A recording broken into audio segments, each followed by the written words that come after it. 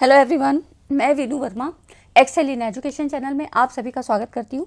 Friends, आप सभी को पता है कि यहाँ पर यूजीसी नेट पेपर 1 और पेपर 2 एजुकेशन की तैयारी होती है और इसी तैयारी के साथ साथ आप यूपीएचईएससी की तैयारी भी करते हैं एजुकेशन विषय से। ठीक है, तो यूपीएचईएससी और यूजीसी नेट दोनों का ही सिलेबस सेम है, कोई थोड़ा ही अंतर है, माइन्यूट अंतर है। तो इस तरह से आपकी जो तैयारी है वो सेम ही होने वाली है। ठीक है, तो यहाँ पर हमारी जो सीरीज़ है यह प्रैक्टिस सेट 3 है, जिसमें आज हम एजुकेशन विषय के कुछ पीवाईक्यूज को डिस्कस करेंगे। और ये जो क्वेश्चन है ये आपके यूजीसी नेट में पूछे गए थे। 3 जनवरी 2025 को ये पेपर हुआ था शिफ्ट 1 में। ठीक है, तो इसके कुछ क्वेश्चंस को यहाँ डिस्कस करेंगे। इससे आपको पता लग जाएगा कि यूपीएचईएससी में किस तरह के क्वेश्चन आते हैं और यूजीसी नेट में तो पूछे ही जाते हैं। ठीक है, एजुकेशन विषय की आप और भी अदर एग्जाम जो आप पीजीटी वगैरह देने वाले हैं तो उसकी तैयारी भी हो जाएगी। साथ में जीएस के पोर्शन को भी मैं कवर कराती हूँ विद करंट अफेयर। ठीक है, तो ये तो हो गई इन्फॉर्मेशन जो आपको इस चैनल पर पढ़ाया जाएगा, क्या क्या चीज़ें आपको दी जा रही हैं। तो आज हम इन क्वेश्चंस को डिस्कस करेंगे। तो इसके लिए आप लोग टेलीग्राम चैनल को ज्वाइन कर लें, लिंक आपको डिस्क्रिप्शन में मिल जाता है, और इस चैनल को सब्सक्राइब कर लीजिए। ठीक है, तो ये जो सीरीज़ है अभी इसकी प्लेलिस्ट को अपडेट कर दूंगी, तो ये चीज़ें आपको यहाँ पर मिल जाएंगी। ठीक है, बाकी चीज़ें आप लोग देख लीजिएगा कैसा जो है यहाँ पे कंटेंट दिया जा रहा है। अब देखिए, जो क्वेश्चन है ना वो बहुत अच्छे हैं, और ये सारे मैंने आपको बताया 3 जनवरी 2025 को, मतलब यूजीसी नेट का जो दिसंबर का साइकिल था उसमें ये क्वेश्चन पूछे गए हैं। ठीक है, जून और दिसंबर 2 बार एग्जाम होता है, ये आपको पता ही है। तो यहाँ पर क्वेश्चन देख लीजिए। The main curricular areas as per NCFTE 2009 are. देखिए, हिंदी इंग्लिश दोनों में आपको प्रश्न दिए जाएंगे, लेकिन जो इजी इंग्लिश है आपको टर्म्स तो क्योंकि इंग्लिश में ही पढ़ने चाहिए तो वो मैंने इंग्लिश में ही रखे हैं। ठीक है, और जो कुछ ऐसे क्वेश्चन है जिनकी इंग्लिश मतलब थोड़ी टफ हो जाती है, लेंदी है, तो उनके हिंदी के भी जो है आपको ऑप्शन में दे दिए हैं। ठीक है, तो यहाँ पर देखिए NCFTE की बात हो रही है, ये क्या है? तो यहाँ पर इसकी हम बात करें तो फुल फॉर्म आपको पता होना चाहिए। The national curriculum framework for teacher education 2009 में ये बनाया गया था। तो NCFTE 2009 को भारत में टीचर एजुकेशन का मार्गदर्शन करने के लिए NCTE द्वारा विकसित किया गया था। मतलब टीचर एजुकेशन मतलब यहाँ पर अध्यापक शिक्षा से संबंधित जितने भी प्रिंसिपल्स हैं उसकी गाइडलाइंस को NCTE के द्वारा इसके अंतर्गत यहाँ पर इसमें सारे सिद्धांत और पूरी गाइडलाइन यहाँ पर दी गई थी। ठीक है, NCFTE में। अब इसमें कह रहा है क्यूरिकुलर एरियाज कौन कौन से हैं, तो इसमें है आपका क्यूरिकुलम एंड पेडागॉजी है, फिर है फाउंडेशन ऑफ एजुकेशन है, और स्कूल इंटर्नशिप। ठीक है, ये आपके यहाँ पर ऑप्शन में है, तो राइट आंसर आपका ये हो जाता है। समझ लीजिए क्या क्या है। अब क्यूरिकुलम एंड पेडागॉजी की बात हो रही है तो शिक्षण के सिद्धांतों और विधियों पर ध्यान केंद्रित करता है। ठीक है, यहाँ पर प्रभावी पाठ्यक्रम के विकास पर जोर दिया गया है, तो क्यूरिकुलम और पेडागॉजी। ठीक है, उसके बाद है फाउंडेशन ऑफ एजुकेशन, तो शिक्षा का जो है किस तरह से यहाँ पर विकास होगा, कौन कौन से उसके आधार होंगे, बेस क्या होगा, तो इसके लिए शिक्षा के दार्शनिक, मनोवैज्ञानिक और समाजशास्त्रीय आधारों को संबोधित करता है। ठीक है, फिर है स्कूल इंटर्नशिप।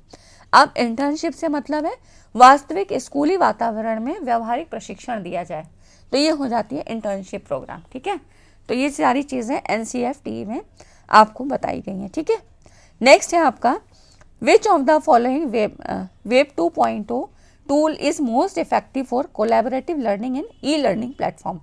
आप देखिए, आपके जो यहाँ पर टीचिंग के टूल्स हैं यहाँ से क्वेश्चन पूछे जाते हैं, चाहे आप असिस्टेंट प्रोफेसर बनने वाले हैं या यूजीसी नेट क्लियर करने वाले हैं। ठीक है, तो वेब 2.0 टूल के ये कोलैबोरेटिव लर्निंग में कौन कौन से हैं, तो यहाँ पर अब कोलैबोरेटिव लर्निंग क्या है इसको ध्यान में रख के, अच्छा ये चीज़ आपको इसीलिए दी है, तो इसके लिए जो यूज़ होगा वो आपका है विकी। ठीक है, ब्लॉग क्या होता है, आपने इंडिविजुअल आप जो भी विचार देने चाहते हो। पॉडकास्ट क्या है, ऑडियो के लिए होता है। ठीक है, वीडियो कॉन्फ्रेंसिंग आपको पता ही है। तो इस तरह से विकी में क्या होता है, कोलैबोरेटिव लर्निंग में क्या होता है, कई यूज़र्स को कोलैबोरेटिव रूप से यहाँ कंटेंट बनाने और उसको डिलीवर करने की सुविधा होती है। ठीक है, तो एक विकी जो होता है, ये जो विकी है आपका, ये कई यूज़र्स को कोलैबोरेटिव रूप से कंटेंट बनाने की और डिलीवर करने में यहाँ पर कंफर्ट देता है। ठीक है, और इसका यूज़ कहाँ पे करते हैं, टीम वर्क में। टीम वर्क और पीयर लर्निंग में इसको बढ़ावा देने के लिए यहाँ पर यूज़ किया जाता है विकी को, ठीक है। तो टीम वर्क में मतलब सब लोग जहाँ पर साथ साथ चीज़ों को सीख रहे हैं, एक साथ चीज़ों को पूछना चाहते हैं, साझा करना चाहते हैं, वहाँ पर इसका यूज़ होगा, है ना। और बता दिया बाकी चीज़ें क्या है, पॉडकास्ट, वीकास्ट, है ना, ये सारी वीडियो कॉन्फ्रेंसिंग, ये सब चीज़ें मैंने आपको बता दी। अगला है the term triadic reciprocal causation is associated, मतलब त्रिआयामी पारस्परिक कारण शब्द किससे संबंधित है। अब इसमें ट्राइडिक रेसिप्रोकल कॉजेशन की बात हो रही है, तो ये बंडूरा की थ्योरी से संबंधित है, ठीक है। बंडूरा की थ्योरी में क्या था, इनकी जो थ्योरी थी ये सामाजिक संज्ञानात्मक विकास का सिद्धांत था, ठीक है। सोशल कॉग्निटिव लर्निंग थ्योरी थी इनकी, और इनके 3 कंपोनेंट इन्होंने बताए थे कि पर्सनल फैक्टर्स, जिसमें आपके कंपोनेंट की बात करें तो यहाँ पर देखिए इनके 3 कंपोनेंट थे, इसमें कौन कौन से थे, तो यहाँ पर देखिए पर्सनल फैक्टर, है ना, मैं शॉर्ट में लिख रही हूँ, आप लोग पूरा लिख लीजिएगा, पर्सनल फैक्टर्स, और फिर है बिहेवियर, है ना, और यहाँ फिर है एनवायरनमेंट, ठीक है। तो इस तरह से ये इनके 3 कंपोनेंट इन्होंने बताए थे, और इन जो है कंपोनेंट का यूज़ करते हुए these concept to explain human functioning, इन्होंने इन कंपोनेंट का यूज़ करते हुए जो मानव का कार्यात्मक व्यवहार था और लर्निंग थ्योरीज के बारे में यहाँ पर बताया था, ठीक है। तो पर्सनल फैक्टर्स, बिहेवियर और एनवायरनमेंट, ये हैं इनके 3 आयामी पारस्परिक कारण शब्द, है ना। बंडूरा की थ्योरी, बंडूरा का सिद्धांत है सामाजिक संज्ञानात्मक सिद्धांत, ठीक है, सोशल कॉग्निटिव थ्योरी। और देखिए यहाँ पर है अगला जो क्वेश्चन है, which of the following does not align with the concept of inclusive education, निम्नलिखित में से कौन सा समावेशी शिक्षा की अवधारणा के अनुरूप नहीं है। समावेशी शिक्षा से मतलब होता है जहाँ पर सामान्य बच्चे और जो डिसेबल जो लर्नर्स होते हैं उनको एक साथ शिक्षा देने का प्रयास किया जाए, ठीक है। तो यहाँ पर डज नॉट अलाइन, ये कौन सा जो इसमें ऑप्शन है जो कि इससे संबंधित नहीं है, है ना, इसकी अवधारणा से। तो देखिए इसमें यहाँ पर जो मेन स्ट्रीमिंग की बात है, एमिंग फॉर मेन स्ट्रीमिंग, ये इसके इंक्लूसिव एजुकेशन से संबंधित नहीं है, ठीक है, ठीक है ना। और इंक्लूसिव एजुकेशन से आपके क्वेश्चन बनते हैं, सिंपल क्वेश्चन बनते हैं, तो बहुत ज़्यादा टफ नहीं होते हैं।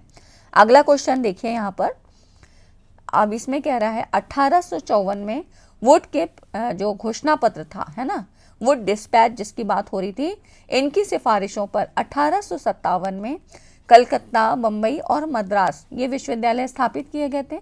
इनकी स्थापना के समय भारत के वायसराय कौन थे, ठीक है। तो यहाँ पर देखिए इसकी बात हो रही है, तो 1854 में, मतलब वुड डिस्पैच आपका आया था 1854 में, 1854 में आया वुड डिस्पैच, और 1857 में ये सारे यूनिवर्सिटीज़ बने। तो इस समय थे लॉर्ड कैनिंग, ठीक है। इनका जो कार्यकाल था, ये उस समय वायसरॉय ऑफ इंडिया थे, तो इनका जो कार्यकाल था ये थे 1856 से 1856 टू 1862, ठीक है। ये इस समय वायसरॉय थे इंडिया के। और यहाँ पर जो 1857 में ये यूनिवर्सिटीज़ बनी थी, कलकत्ता, बम्बई और मद्रास यूनिवर्सिटी, ये वुड डिस्पैच के रिकमेंडेशन पे बनी थी।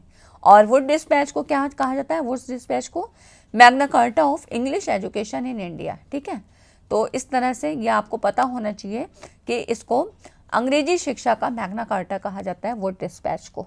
तो इस तरह से एक एक जो है आप कॉन्सेप्ट से चीज़ों को रिलेट करके पढ़ेंगे तो चीज़ें आपको याद भी रहेंगी, और मतलब बहुत ज़्यादा रटने की ज़रूरत नहीं है, कॉन्सेप्ट को समझते हुए थोड़ा रिलेट करके चीज़ों को पढ़िए, है ना। यहाँ पर अगला जो क्वेश्चन है इसमें देखिए, the 4-fold valuation of Indian culture when arranged in hierarchical order can be represented by following chronology. अब इसको जो है ड्रॉप कर दिया गया था, ये क्वेश्चन को ड्रॉप आउट कर दिया था, ठीक है। तो ऐसे क्वेश्चन आपसे पूछे गए हैं कि भारतीय संस्कृति के चतुर्विध मूल्यांकन में, मतलब 4-fold वैल्यूएशन की बात हो रही है, इनको व्यवस्थित रूप में आपको हायरार्की के आधार पर लगाना है, ठीक है। तो ऐसे क्वेश्चन पूछे गए, ड्रॉप आउट कर दिया गया था, तो इसको हम नहीं बात करते हैं क्योंकि इसका आंसर जो है कुछ समझ में नहीं आता है, क्या होना चाहिए था या क्वेश्चन कैसा है, ठीक है। नेक्स्ट है आपका which of the following statements are true about hypothesis. Hypothesis परिकल्पना, इसके बारे में कौन से कथन सत्य हैं। तो यहाँ पर देखिए कह रहा है a good hypothesis based on sound reasoning that is consistent with theory और प्रीवियस रिसर्च। तो ये बात तो सही है ना, कि जो गुड हाइपोथेसिस है ये साउंड रीजनिंग मतलब जो आपकी पहले की थ्योरी है या प्रीवियस रिसर्च है उसी के अकॉर्डिंग आप बनाते हो, है ना, उन्हीं के तर्कों के आधार पे आप बनाते हो, क्या चीज़ें हो गई हैं, क्या और होना चाहिए था या क्या कॉन्सेप्ट छूट गए, है ना। तो ये वाला तो सही है।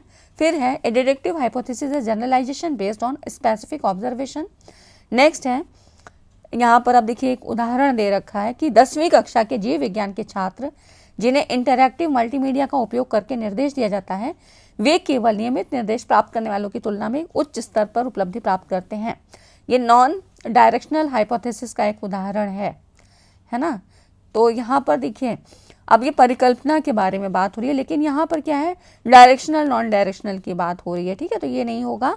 नेक्स्ट है आपका गुणात्मक शोधकर्ता प्रस्तावित शोध के लिए मार्गदर्शक परिकल्पना विकसित कर सकते हैं, ठीक है।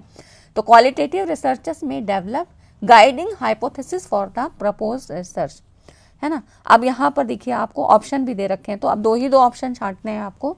तो जो इसमें से बेस्ट ऑप्शन होगा वो है आपका डी, क्वालिटेटिव रिसर्चर्स में develop guiding hypothesis for the proposed research.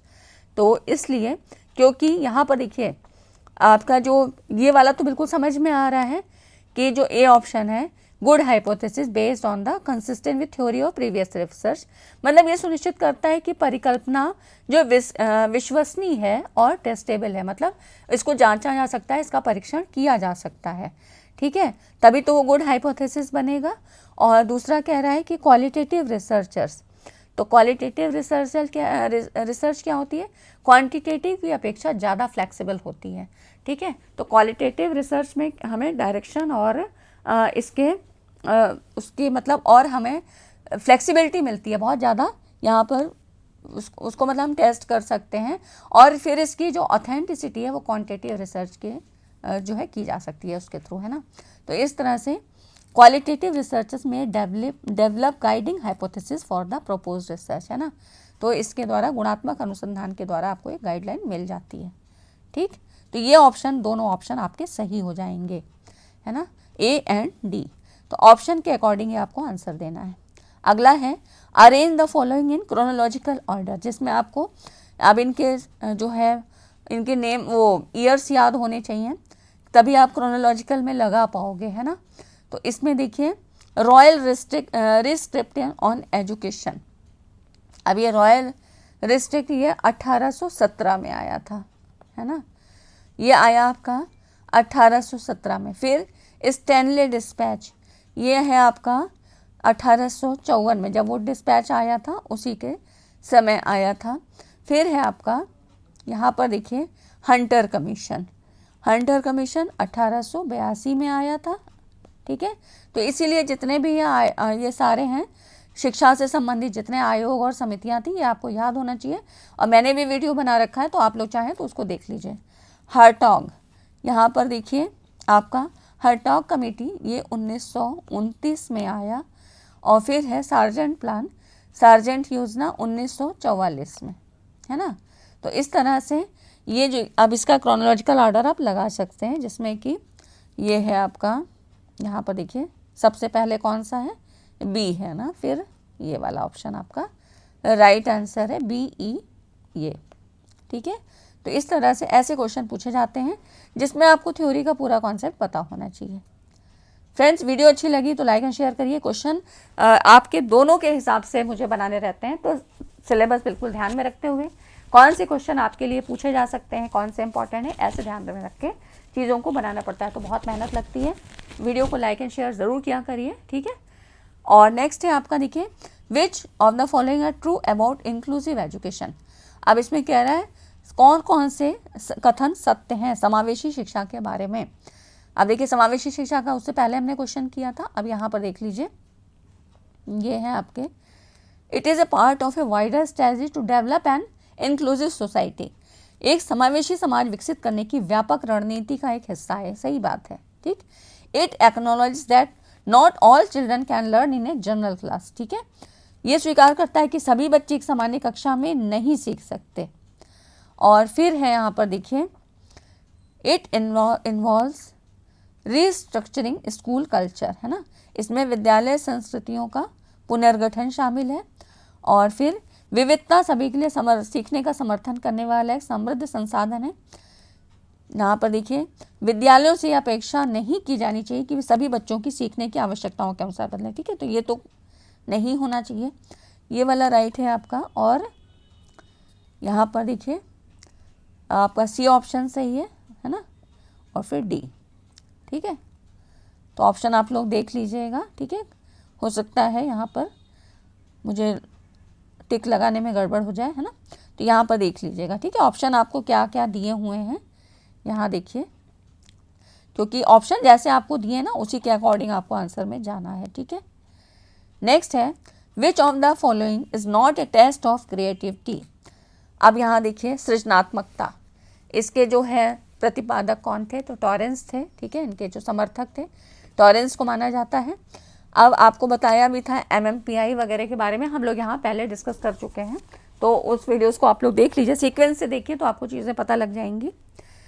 अब ये देखिए सृजनात्मकता, इसमें कौन कौन से टेस्ट थे और कौन सा इसमें नहीं है, आपको ये बताना है।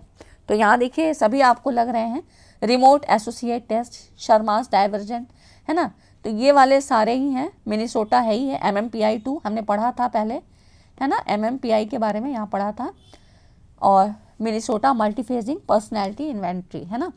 गिलफोर्ड का टेस्ट आपने कहाँ पढ़ा है, तो ये वाला आपका इंटेलिजेंस में आता है ना, इस चीज़ को आप लोग रिमाइंड करिए, तो ये वाला इसमें नहीं होता है, ठीक है, ये बुद्धि संरचना से संबंधित है, तो ये इसमें नहीं है, ठीक है, ये क्रिएटिव टेस्ट नहीं है ना। वीडियो अच्छी लगी तो लाइक एंड शेयर ज़रूर कर दीजिए फ्रेंड्स। अब यहाँ पर देखिए, ये आपको मैचिंग करने के लिए पूछा गया है, तो यहाँ पर भी आपको इनका टाइम पता होना चाहिए कि किस टाइम पीरियड में क्या चीज़ें आई थी। देखिए सैलामेंसा स्टेटमेंट, है ना, ये आपका आया था 1994 में ही आया था, ठीक है। Rehabilitation council of India act, है ना, तो ये आपका हुआ था, ये आया था इसमें 1992 में आया था।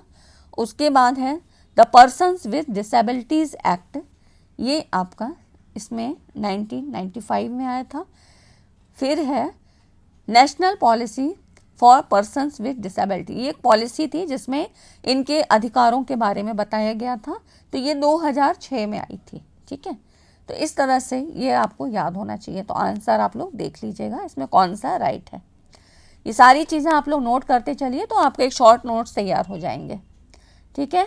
अब यहाँ देखिए, the competency based model of curriculum focuses on, है ना, सक्षमता आधारित जो मॉडल है क्यूरिकुलम का वो किस पे फोकस करता है, तो ये करता है मास्टरिंग स्पेसिफिक स्किल्स पर, ठीक है।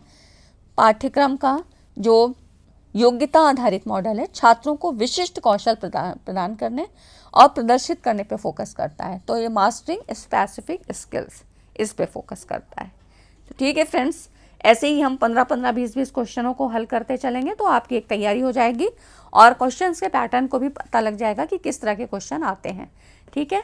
तो आज की वीडियो में इतना ही, मिलते हैं नेक्स्ट वीडियो में, तब तक चैनल पे बने रहें। Thanks for watching this video.